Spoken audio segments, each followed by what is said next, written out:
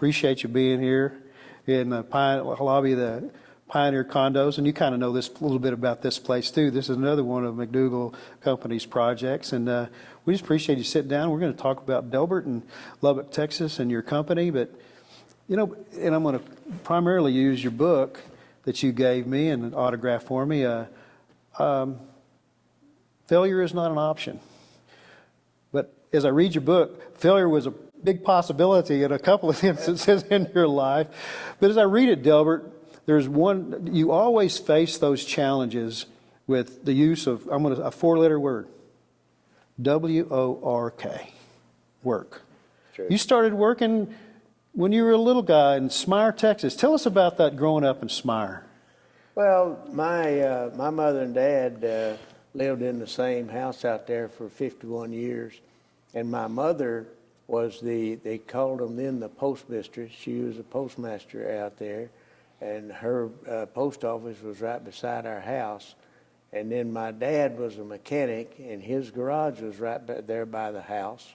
So and then my brother and I worked for farmers during all of this time when I was just very young. And but it was a great experience. I think it's something that we need more of today. It teaches you to work. 45 cents a day chopping cotton. That's hard to even fathom today, isn't it? That wouldn't even buy a third a cup of coffee. Well, no, it's 45 cents an hour. Excuse me. I think it was 45 cents an hour. No. But yeah, but chopping cotton in the summer, and that's basically getting the weeds out. And then when you started harvesting, you were actually picking that cotton too. Then I was. And you was just work from the very beginning of your life, and then you move on and you graduated from Smyre High.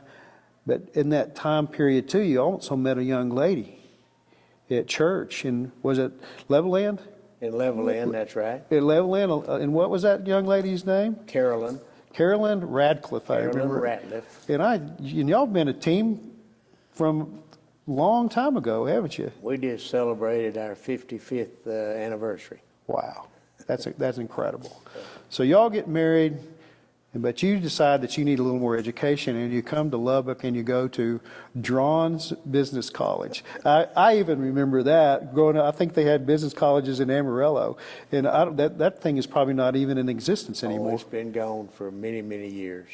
But you learn just basic business skills. If I remember right, just even as simple as learning how to work a 10 key and things like that. But what did you learn when you were going there? Well, really, I think the big thing that you learn is that, you know, it gives you learn how to deal with people, quite honestly. And then, of course, I majored in business law, and that's how I got my job with General Electric Company. Was through Drawn. Well, I was getting ready to that because you went to work for General Electric at a very early age also. You were only in your 20s when you started with them as a warehouse clerk, right? Well, close to that. I started to work for General Electric when I was 19. Wow. And left when I was 45. But during that time I was a stock card clerk. Meaning that they get boxed cars of refrigerators, ranges, and so forth, and I had to keep count of them and post every time they were sold, because we didn't do computers back then, and post every time they were sold, and post when you sold when you got an order in. So I kept up with all the inventory for GE at their warehouse. And about that time, you met a guy that was a lifelong friend, and I get the impression was a mentor, a guy named Vin Sweeney. Vin Sweeney was not just a mentor; he was my boss at General Electric Company for many years. And matter of fact, his son wound up coming to Lubbock, and I got him involved in the construction business. Because it was funny when I was reading that. Here's Vin Sweeney befriending a guy named Delbert McDougall, it sounded more like the start of a fight in an Irish bar than it did a lifelong relationship. That name just struck me because it's almost, so classic name. But you kept up with him till he passed on. That's correct. And he would come to Lubbock, and I'd go there. He lived in Kiowa Island, South Carolina. But those days at General Electric, you did work your way up the corporate ladder, so to speak, in a regional way, because they liked what you did so much, they sent you to El Paso then. Well, they sent me to Dallas for a 4-year management training program. 5 months after I got to Dallas, they sent me to El Paso to manage the El Paso operation, and that was when I was 20. Oh my goodness!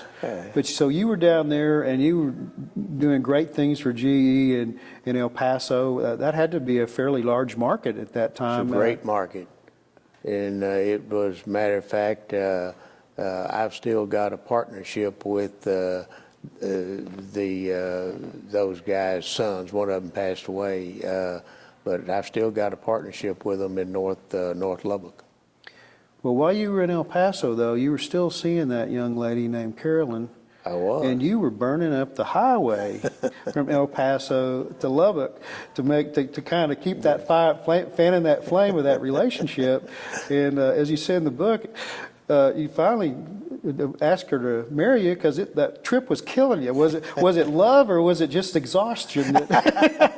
Probably a little of both. That's funny. So y'all got married. You said 50. You're celebrating how Got many? married April the 2nd, 1961. And so she moves down to El Paso with She you. moves to El Paso.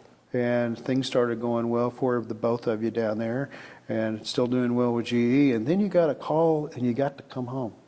Yes. Got to come back to Lubbock and became the regional manager for the major appliance for the contract sales division, meaning that I sold appliances to the housing industry, and that's where I really got kicked off. Did great there, and served in that position until I opted to go out on my own. And that going out on your own, you kind of tiptoed into that a little bit because you and Carolyn y'all bought your first apartment, the Melrose, is that right? The Melrose apartment? That's correct. You borrowed a little money and you had a chance to go in to buy that Melrose apartment. Remember what year that was? I don't remember exactly when it was. Yeah, it's 1969, I think, 1970. And it started going, you still were doing that. Carolyn was being the leasing agent. Yes. Your boys were old enough to help do a little maintenance. They were cleaning everything from toilets to swimming pools when you were in the apartment business. Because I was at GE most of the time and I traveled. So they wound up having to do a major part of it, and I did maintenance on the project at night. So when I was at home. And then you got, the Melrose went well for you, but then you struck out and you decided you were going to build an apartment. I did. Yeah, you might tell us about that, because that was still around, if I remember right. It was the Las Colinas apartments. Las Colinas. It's kind of over in the southwest part of Lubbock now. Yes, yeah. And as a matter of fact, I did that when I was with General Electric Company. And H.A. Sessions was a good friend of mine, and he built it for me. I didn't know that H.A. was in the construction. He was in the construction business? Yeah. Okay. I didn't know that. For many years. That's how he and I met, was me selling appliances to him.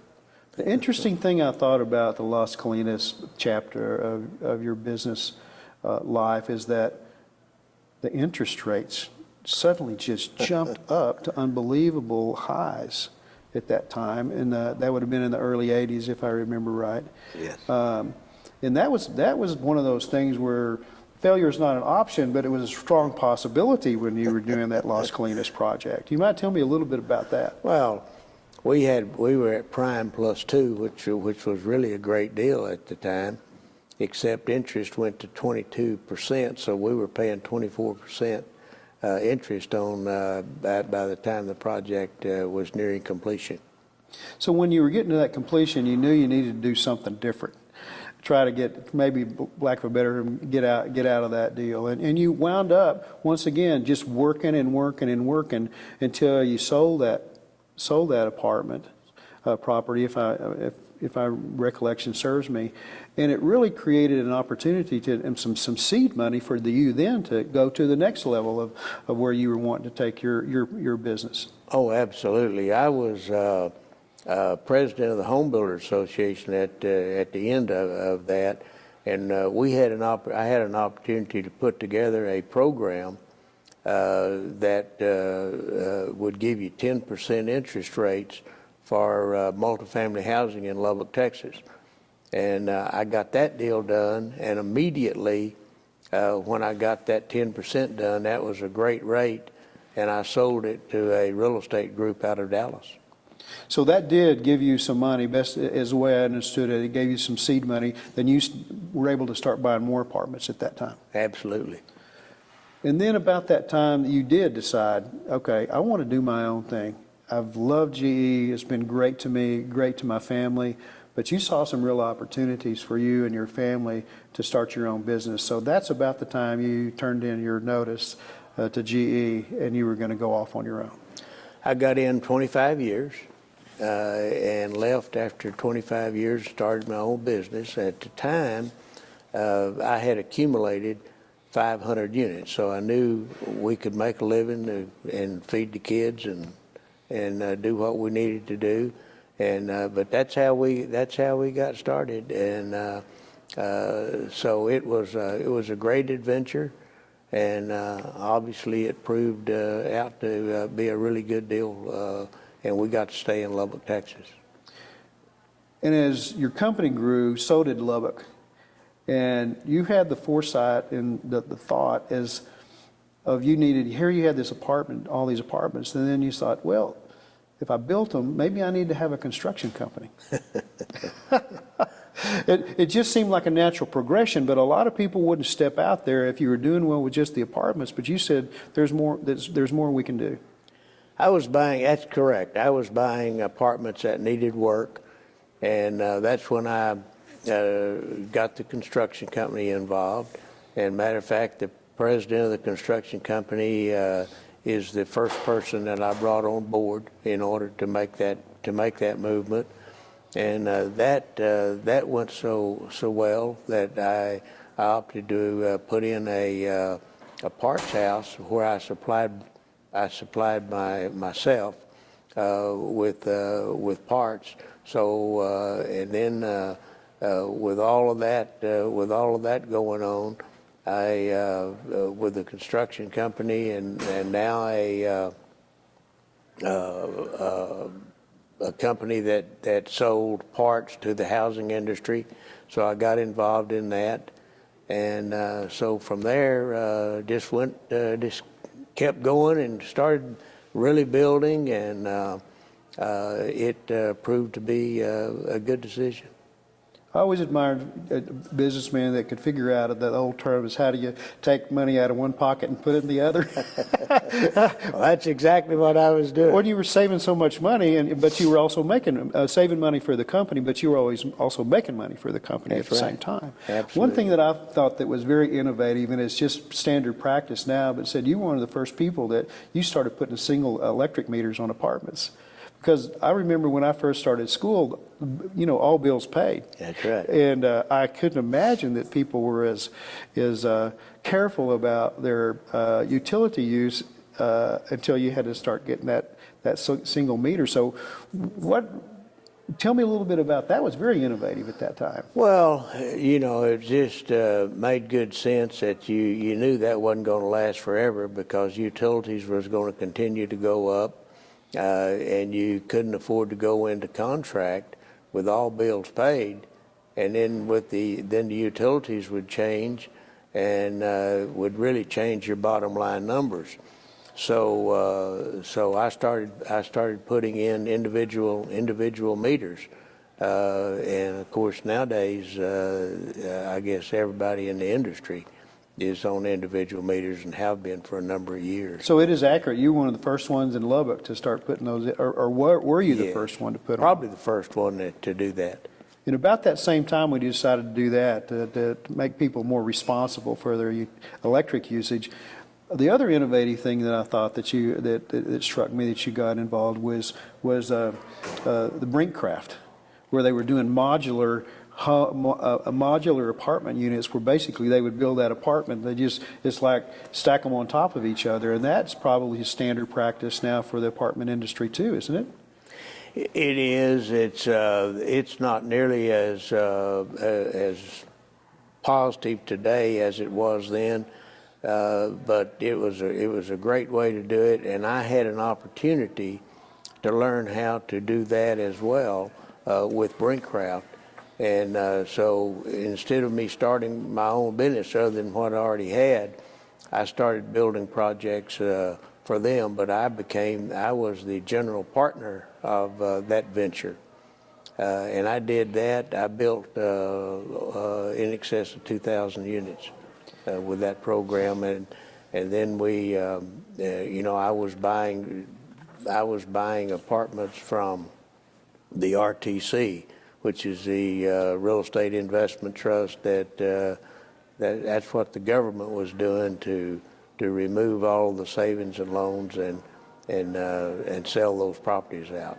And they were selling them extremely cheap, and I bought everything I could get my hands on.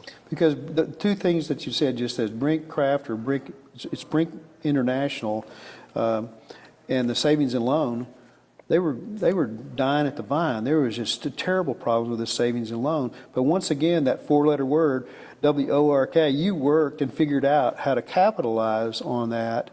And like you said, you were able to buy apartments very cheap and very reasonable at a time where those two businesses were having very difficult times. That's true. And basically what you had to do at that time was know how to operate apartments. They being the government, really didn't care about the price. They just wanted somebody that could run them and eventually buy those apartments from them, and that's what I did.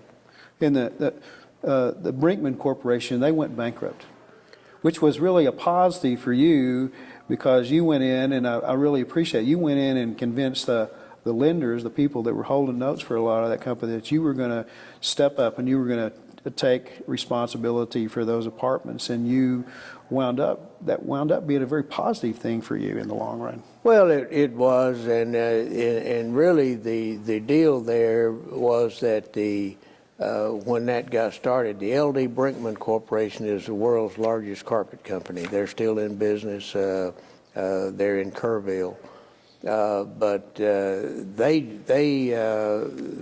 what they did was drop their directors had told them that they needed to get out of that business, and that's when I took it over and took over all of it.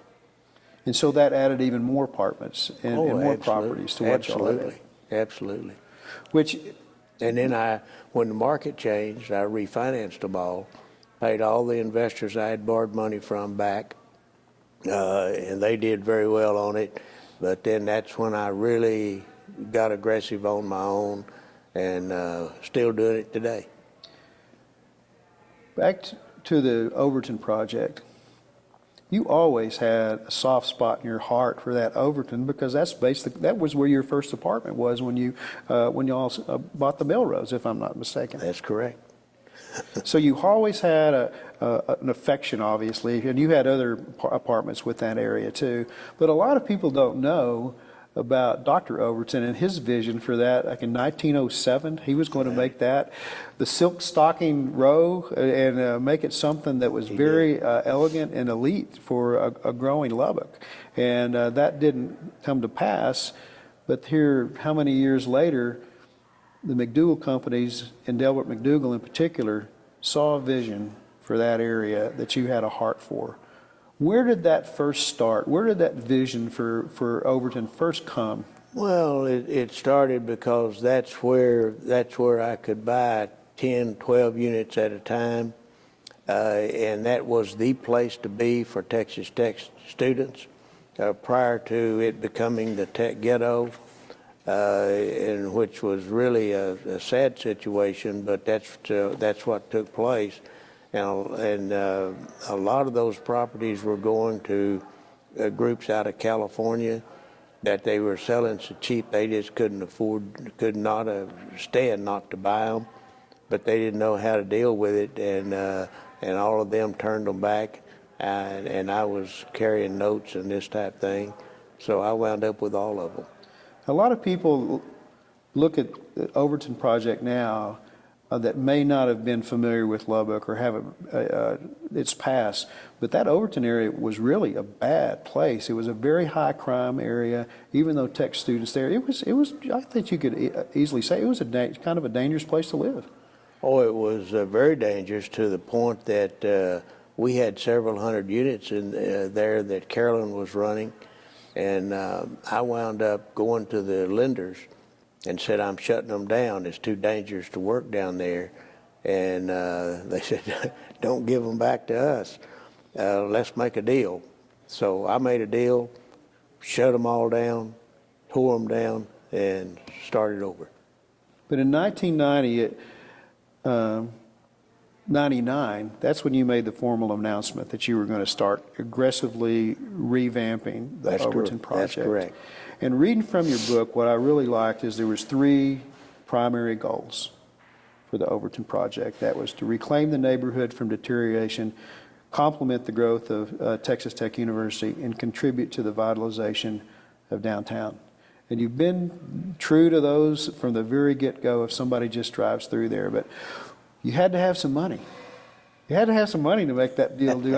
I'm sure that you did your homework on what your vision was, but I imagine you had some people look at you and go, Delbert, what in the world are you thinking? Absolutely, because everybody said there's no way that you can do this. It can't happen. But anyway, I proceeded to do that. And really during that time frame was when the growth really was taking place at Texas Tech. It had to be successful because it was it was directly across the street, and so I embarked on that and really started buying up, and of course I made a deal with some banks, but figured out really quick that I could buy property faster than I could come up with money to pay for it, and who come in to support that totally was Citibank, and they brought 17 banks in. There are some associate banks in to help fund Overton. And it was done with all private funds. And that's what I was getting there. Is you had several banks, but Citibank really, they grabbed a hold of the vision and they were ready to roll, and they could see the potential and possibility. And one of the fellows that was the president at the time was Mike Liner. That's correct. And I think Mike had a very interesting perspective because Mike was also a college referee. That's so I didn't right. imagine it didn't hurt that he had traveled to some of these major college cities and saw what was going on that maybe some other people didn't see of the growth of college towns and what could be in store for Lubbock with what your project is. Well, and that's exactly what they did. And of course, they really didn't loan the money because I had the financial statement to do it. I obviously did not. And but they loaned the money because they were convinced that I was the guy that could get it done. And as we sit here today, we've just sold. We're now out of North Overton, except there's still 3 big projects under construction, but it's all built up. And as it starts to stabilize from the days, this thing was done during the financial crisis. So you're costing a lot more to build them than you could get out of them at the time. So when we got into that, that's when I needed a bank to come in and take up the slack. And they did a line of credit for $50 million that made this happen without the use of any public funds. Would it be fair to say that their support was more than just money? They saw the vision too. Yes, they did. They became cheerleaders for you on this deal. That's also, correct. probably from a multiple of directions. And then the city of Lubbock, they had to see that this was going to be great. Taking some dilapidated, one of the most dangerous areas in town, and turning it into what it's today. And I imagine the taxes are not a bad thing for what the city for the city also. Well, there's a deal with that, with what they did. The taxes, stays in Lubbock. It doesn't go to the tax authorities. It goes to the city to pay for all the underground utilities that they put in.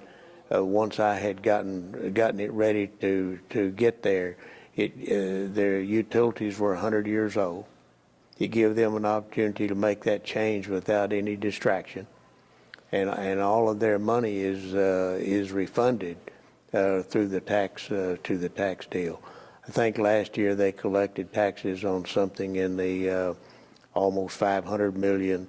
The completion today is cost-wise is 800 million. When these 3 that's under construction gets completed, they'll be collecting taxes on something over $1 billion, using $1 billion number to create the tax number. So it's a huge deal it was a huge deal for them. It was a huge deal for Texas Tech. It gave them an opportunity to replace 100-year-old lines that were totally wore out. So it was a win-win deal for everybody concerned. Well, when you first started it, the residents that were actually living there, they had to be a little skeptical, and they had to be, and some of them were a little angry. But you went directly to them, to Ramirez Elementary School, Yeah. and just once again, I admire that you just went over there and faced the fire and said and tried to comfort those people. And for the most part, I imagine you probably did. Bought them all new homes, and where in reality, most of those homes were not worth hardly anything, 20,000 at most, and most of them not there. And I was buying houses for them, and giving them money to do what they needed to do to have a better life for themselves. So they were getting something in the neighborhood of $200,000 per home. But there's only 6%, and the reason I could do it, there's only 6% of the homes there that was in ownership. Most of them were all out of town owners. And I thought that was interesting too. When you first started this, you started buying up those apartments, and in very short order, you had about 40% of the property. I did. For that entire project was 320 plus acres. 325 acres. And when you started that, was even a thought that this was going to be, as they say, the largest urban renewal project in the United States? Absolutely not. I mean, when they told me that, I said, well, surely you've missed something somewhere, but it was and probably still is the largest redevelopment project that without use of public money that's ever been built in the United States. With that said, though, the PR and people start saying about it, and they're going, Lubbock, Texas? Yeah. It had to put Lubbock, Texas on a lot of other development investors, their radar, that Lubbock, Texas had never been on their radar before. We had a group here just last week from New York. We still have developers coming to town, coming to see what happened in the Overton project. And then, of course, now I've moved over as the master developer for downtown, and downtown is going to accomplish the same thing. So where does Overton, and in your estimation, where does Lubbock go from here now? That project's mature. obviously you're getting ready to leap across Avenue Q to start doing some things on some vacant areas. What's next? What's next for that entire area of Lubbock, Texas, in your opinion? Well, my opinion is, and I've said it many times, downtown will become a city within itself.